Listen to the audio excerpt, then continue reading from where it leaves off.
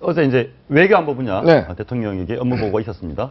그래서 짧게 한번 얘기를 보려고 하는데 굉장히 장밋빛 청사진이 많이 나왔습니다. 뭔가 이제 그 급격하게 이제 평화 노선으로 가는데 이 노선 변경 자체가 좀 급격하다는 느낌이 있습니다. 작년은 그 통일안보 보고를 국방부가 했죠. 예. 했는데 이번에는 통일부가 주도를 했습니다. 통일부가 주도했다는 얘기는 대화의 방점을 찍는다는 얘기인데 기본적으로 그 북한에 대한 이제 강경 노선에서 온건 노선으로 전환하는 속도가 굉장히 빠르다.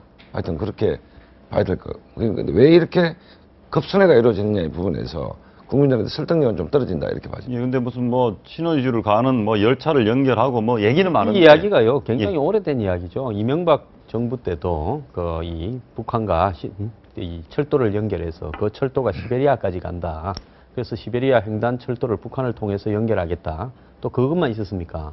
남북러 가스전을 갖다가 이렇게 연결하겠다. 예. 그래서 러시아의 가스를 북한을 통해서 연결해서 남한까지 가져오겠다.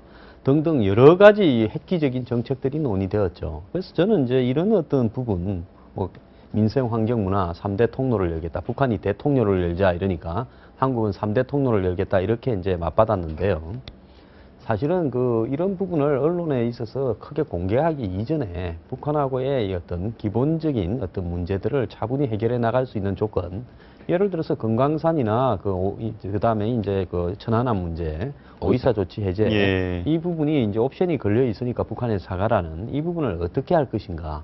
그럼 우리가 어떻게 북한으로부터 이 지혜롭게 사과를 받아내고 또 우리가 약간의 숨통을 열어줄 수 있겠는가? 이런 부분에 있어서 그 기본적인 맥락을 지금 정리를 못 하고 있지 않습니까? 본질적인 부분에서는. 예, 그런데 이제 이게 이제 3대 통로 이제 밑으로 해가지고 뭐 유네스코부터 시작해서 북한의 복합 농촌 단지, 모자 복원 단지를 해주겠다 이제 이렇게 쭉 이렇게 깔고 있는데 이제 이런 부분들을 가지고 국민의 마음을 얻어서 이제 이 뭐랄까 정권의 지지율을 올라가는 시대는 조금 지나가고 있다라고 봅니다. 국민들이 이거 하도 많이 정권마다 이런 소리를 들어가지고요. 솔직히 말하면 이런 거를 들었을 때 야 통일이 다가오구나 하고 이렇게 감흥이 별로 없다라는 겁니다. 방송님이 예리한 지적을 하셨는데 압박에서 작년까지만 해도 국방부가 주도로 저걸 보고를 했으니까 압박 노선이었습니다. 예. 올해 대화 노선 통일부는 대화하는 곳이니까 뭐 이런 패키지들이 많이 있죠. 준비된 얘기들이 많이 있는데 왜 급선회를 하게 됐을까? 그것이 국내 정치적 계기가 아닌가라고 본다면 의심이 되는 거죠. 의심이 되면 이건 문제라는 얘기죠. 예. 본질적인 부분은 하나도 바뀌지 않았습니다. 북한은 여전히 한미 군사훈련 중단하라. 그렇죠. 우리는 북핵 진전 없으면 아무것도 못한다. 그러면 결국 이번 얘기도 공연불 뭐 일종의 대외 홍보용으로 끝나는 겁니까? 이런 계획들이?